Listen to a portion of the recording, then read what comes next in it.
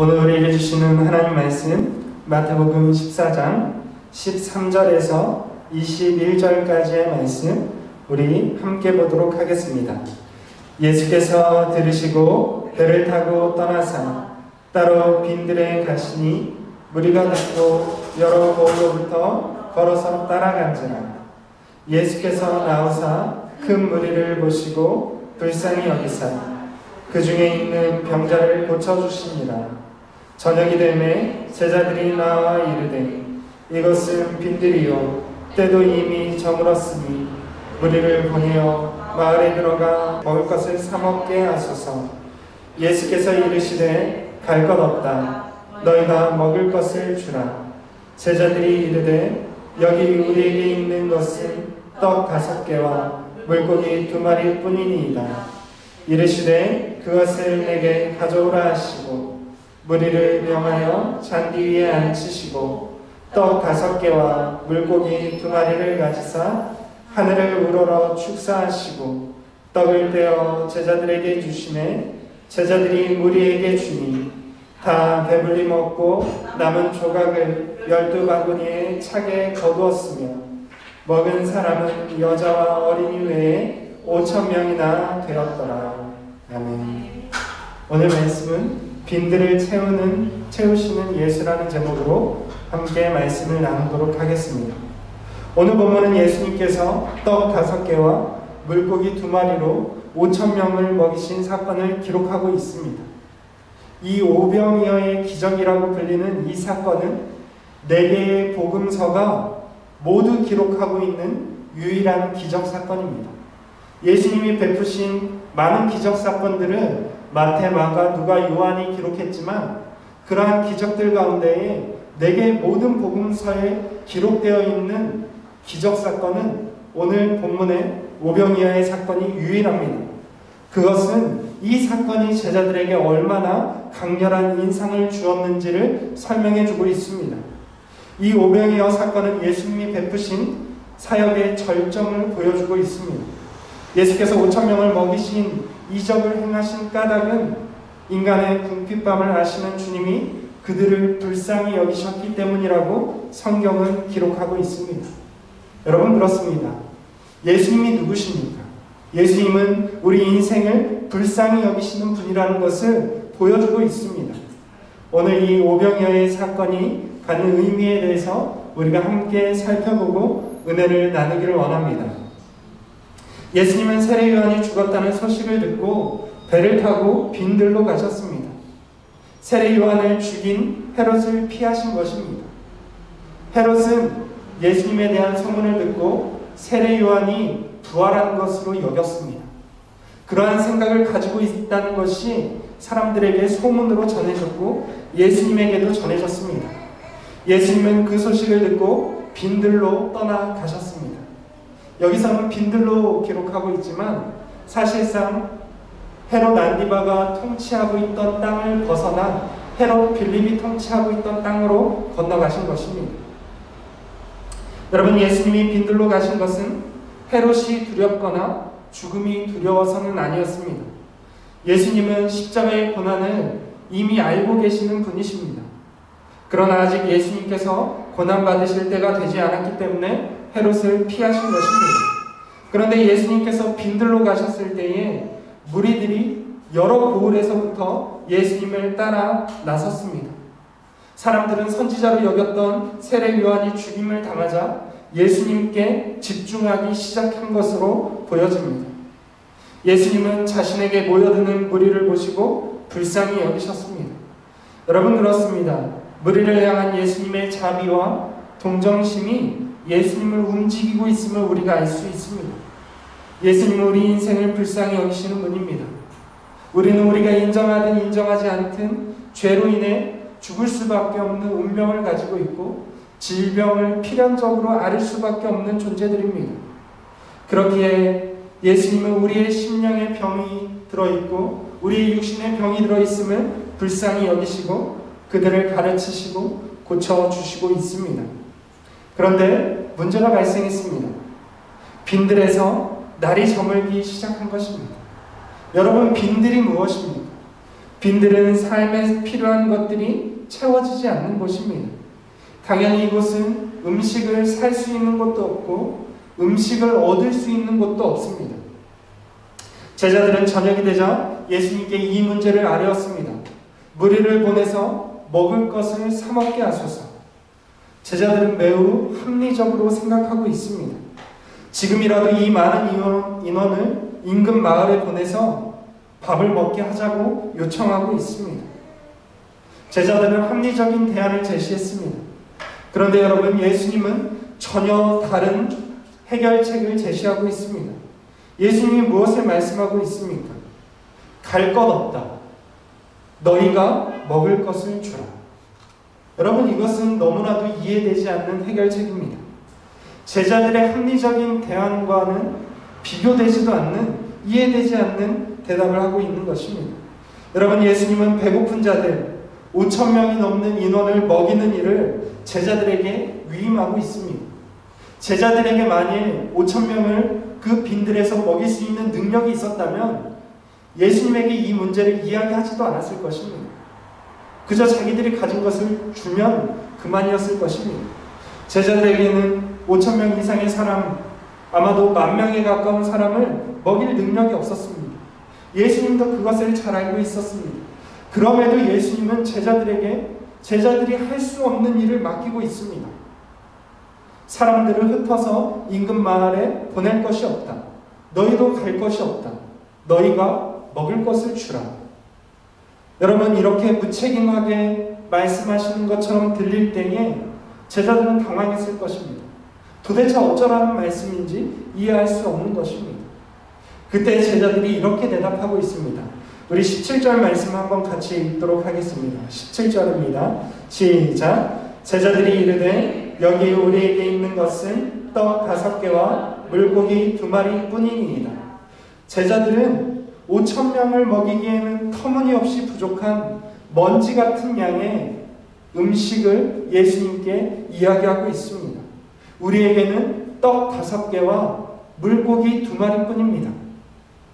예수님께서 너희가 먹을 것을 주라고 했는데 우리가 가진 것은 지금 떡 5개와 물고기 2마리 뿐이다 라는 것입니다. 여러분, 예수님은 지금 제자들이 할 수 없는 일을 시키고 있습니다. 그런데 예수님이 그렇게 불가능한 일, 예수님도 알고 제자들도 알고 있는 불가능한 일을 시키시면서 예수님은 다시 이렇게 말씀하고 있는 것을 우리가 보게 됩니다. 그것을 내게 가져오라.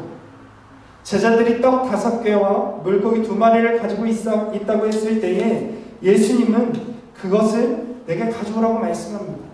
여러분, 우리는 이 말씀에 주목해야 합니다. 예수님은 이 무리를 먹이는 일을 제자들에게 맡겼지만 사실상 그것은 제자들의 능력으로 해결하라고 맡긴 것은 아닙니다. 여러분, 이렇게 생각해야 합니다.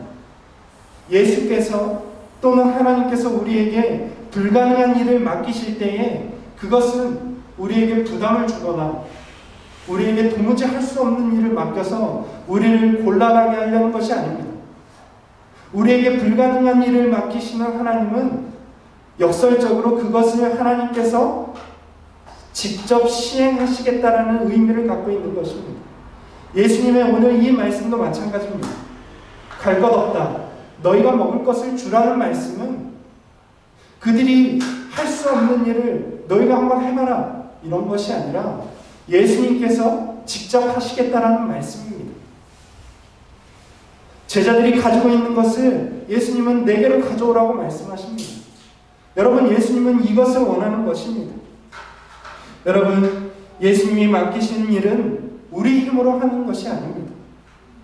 여러분, 제자들에게 맡기신 이 5,000명, 10,000명에 가까운 사람을 먹이는 일은 제자들의 힘으로 하는 것이 아닙니다. 예수님은 이미 자기의 힘으로 문제를 해결할 것을 알고 계셨습니다. 그러면서 예수님은 그 문제를 해결하는 방식과 방법에 대해서 가르쳐주고 있는 것입니다. 내가 너희에게 맡긴 그 문제를 너희가 내게로 가져오라는 것입니다. 여러분, 우리의 인생을 살다 보면 우리의 힘으로 해결할 수 없는 문제들이 있습니다. 도무지 주님께서 어째서 우리에게 이러한 문제, 내가 도무지 이겨낼 수 없는 문제를 우리에게 맡기시는가? 우리가 생각하는 어려운 문제들도 있습니다. 여러분, 그러나 그 문제가 힘들면 힘들수록 우리가 해결할 수 없다면 그것은 반대로 하나님께서 또 우리 예수님께서 우리를 대신해서 해결하겠다라는 확고한 의지임을 우리가 알아야만 합니다. 예수님은 바로 그러한 것을 보여주고 있습니다. 여러분, 예수님이 제자들에게 너희가 먹을 것을 주라고 말씀하신 것은 예수님이 누구신지를 나타내 보여주고 있습니다. 예수님은 메시아로서 사람들을 구원하시는 분입니다. 예수님은 제자들에게 바로 그 구원을 베푸는 일에 함께 하자라고 초청하고 있는 것입니다. 여러분, 우리의 인생이 바로 이와 같습니다. 여러분, 우리가 우리에게 주어진 문제를 가지고 주님께 가지고 나아가면 그것은 주님의 문제가 되고 해결의 실마리가 열리게 되는 것을 우리가 볼 수 있는 것입니다. 여러분, 예수님은 제자들이 가져온 떡 5개와 물고기 2마리를 받으셨습니다. 4개로 가져오라고 말씀하시면서 그것을 받으셨습니다. 그리고 예수님은 사람들을 잔디 위에 앉히고 있습니다. 여러분, 여기서 사람들을 예수님이 앉히셨다라는 이 앉히다라는 단어가 우리가 주목해 보아야 하는 단어입니다. 그냥 우리가 앉다라는 단어가 아니라 비스듬히 기대어 앉는다는 뜻을 가지고 있는 헬라어입니다. 이 단어는 그리스 로마 문화에서 저녁 만찬에 앉을 때에 사용하는 단어입니다. 예수님께서 최후의 만찬에 자리에 앉으실 때에 앉다라는 그 단어가 바로 이런 단어입니다. 그리스 로마 사람들은 저녁에 사람들을 초청해서 만찬을 즐겼습니다. 그런데 그들은 어떻게 즐겼냐면 비스듬히 기대서 옆 사람에게 기대어서 앉았습니다. 그래서 오늘 이 말씀은 바로 그런 잔치, 저녁 잔치에 사람들을 앉히셨다라는 표현입니다. 여러분, 빈들입니다. 아무것도 없습니다. 아무것도 없진 않죠. 떡 5개와 물고기 2마리 뿐입니다. 그런데 예수님은 이 5,000명이 넘는, 남자만 5,000명, 10,000명에 가까운, 여자를 포함하면 10,000명에 가까운 이 인원들을 저녁 잔치에 초대하면서 잔디에 앉히고 있습니다. 여러분, 예수님은 바로 마치 자기 집에 손님을 초대한 주인처럼 사람들의 잔디에 기대어 앉히시고 있습니다. 그리고 오병이어를 가지사 하늘을 향해 축사하시고 떡을 떼어서 제자들에게 주셨습니다.